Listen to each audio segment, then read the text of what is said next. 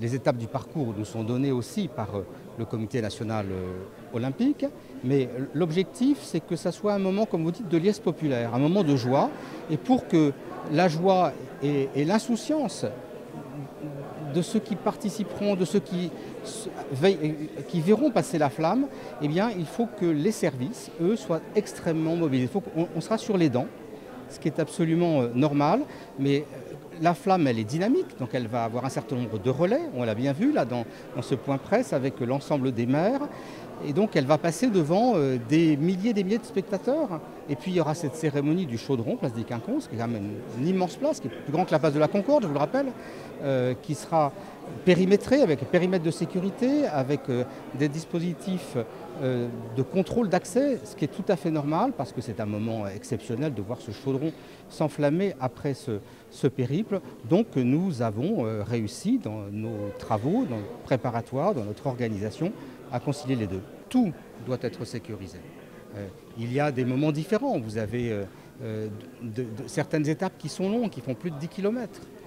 Donc là, ça nécessite quand même d'avoir des forces de sécurité qui jalonnent l'ensemble du parcours. Vous avez aussi le passage de la Garonne. Là aussi, traversé en bateau, ce qui veut dire nécessité d'interrompre la circulation. On est sur un milieu qui est mouvant par nature. Vous avez la traversée de la Garonne sur le pont de Pierre. Vous avez donc toute une série d'étapes qui sont différentes, qui nécessitent à chaque fois un travail à la carte, en fonction de chaque site. Et c'est ça qui est très fort chez les forces de sécurité, en lien avec les maires, les policiers municipaux qui connaissent parfaitement leur environnement, c'est de faire en sorte que pour chaque site, on soit totalement adapté à la configuration. D'expérience, on s'aperçoit que pour ce type d'événement exceptionnel, je rappelle que c'est quand même une fois par siècle, je préfère qu'on prenne toutes les mesures qui dégageront le passage pour que l'on ait d'abord la possibilité pour les passants, pour les habitants, de venir voir et qu'on ne se trouve pas au dernier moment encombré par un certain nombre de véhicules. Quand vous regardez l'ensemble du kilométrage, je rappelle qu'on est le plus grand département de France. On est sur 2 arrondissements. Il faut que les moyens puissent aussi avoir le temps de dégager les espaces. La sélection des communes, elle a été faite par le comité national olympique sur la base aussi de volontariat de la part des collectivités qui étaient candidates finalement pour accueillir le passage de la flamme. Ce n'est pas le préfet qui a décidé. Monsieur le maire, la flamme vient donc à Bordeaux? Oui, on est heureux de l'accueillir. Et puis, comme j'ai pu le dire, ça ne sera pas la flamme à Bordeaux, ça ne sera pas qu'une étincelle, c'est déjà une flambée que nous entretenons depuis de nombreux mois. Nous sommes préparés, nous avons préparé cet événement avec nos écoliers, les parents d'élèves, les associations sportives pour qu'il y ait une dynamique qui se crée autour de cet événement, que ça contribue à dynamiser la pratique sportive amateur sur Bordeaux. Nous avons également, je crois que c'est une originalité bordelaise, monté il y a de longs mois ce que nous appelons la Team Bordeaux, c'est-à-dire nous avons réuni des chefs d'entreprise pour qu'ils s'engagent à aider financièrement des jeunes sportifs amateurs pour qu'ils puissent participer dans de bonnes conditions à ces Jeux Olympiques. Donc ça s'appelle la Team Bordeaux, ça fonctionne bien. Et c'est une contribution du territoire pour faire en sorte que la ville de Bordeaux soit le mieux possible représentée pour cet événement.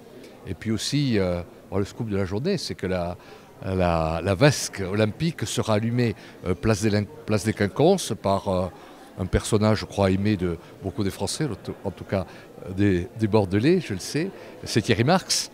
Avec qui nous avons des contacts, la ville de Bordeaux déjà, puisque c'est lui qui est le parrain de notre manifestation gastronomique et responsable qui aura lieu au mois d'octobre prochain, qui s'appelle Le Bon, qui sera parrainé par Thierry Marx, donc qui prouve un véritable attachement pour cette ville de Bordeaux. Et je trouvais ça très bien qu'il ait répondu favorablement à la demande du comité olympique pour allumer la flamme à Bordeaux. Donc je trouve que c'est une très très bonne nouvelle. C'est une très belle personnalité, très en phase aussi avec les impératifs de notre temps, une cuisine responsable, une cuisine décarbonée, enfin un certain nombre d'enjeux sociétaux avec lesquels nous sentons parfaitement en phase avec ce très grand chef. Est-ce qu'on peut estimer le nombre de personnes qui vont venir à Bordeaux pour cette flamme? Non, c'est difficile, je ne sais pas. J'ai vu qu'à Marseille, c'était 230 000. Peut-être qu'à Bordeaux, Bordeaux, nous en aurons peut-être beaucoup plus. On peut faire des choses mieux qu'à Marseille, mais je prendrai un exemple. Pas plus tard qu'hier soir, vous avez vu que pour cet événement magnifique a été le match des légendes à l'occasion du centenaire de notre stade municipal, on a réussi à faire venir Zidane. Mais Marseille a essayé de faire venir Zidane pour le passage de la flamme, mais ils n'ont pas réussi. Mais Bordeaux a vraiment the place to be, enfin, une terre qui attire, y compris les plus grands dans leur discipline. Et voilà, donc je pense qu'il y aura peut-être pas autant qu'à Marseille. Là, je me comportais un peu trop en marseillais en disant ça. Mais je pense qu'il y aura du monde, oui. Mais je trouve que Bordeaux est une ville de plus en plus sportive. Pour habitude de dire, c'est la ville du sport pour tous et la ville de tous les sports. Et je pense qu'on le vérifie régulièrement. Bordeaux est une ville, ça fait partie du dynamisme aussi, de la reconnaissance de la place de cette ville de Bordeaux. Donc moi je suis très content que Bordeaux soit repéré comme étant une ville sportive, et le passage de la flamme ne fait que concrétiser cet engouement de toute une ville pour la pratique sportive.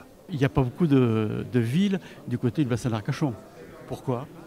Je ne sais pas, peut-être que les élus du bassin d'Arcachon ne sont pas beaucoup mobilisés, mais je ne sais pas. C'est important une flamme qui passe dans une commune. Oui, je pense que c'est important sur le plan des retombées économiques, touristiques. Je pense qu'effectivement c'est important, oui. Après, je ne peux pas parler au nom des autres territoires. Je sais que nous sommes mobilisés et nous sommes contents de l'accueillir. Après, voilà. C'était compliqué de l'obtenir ?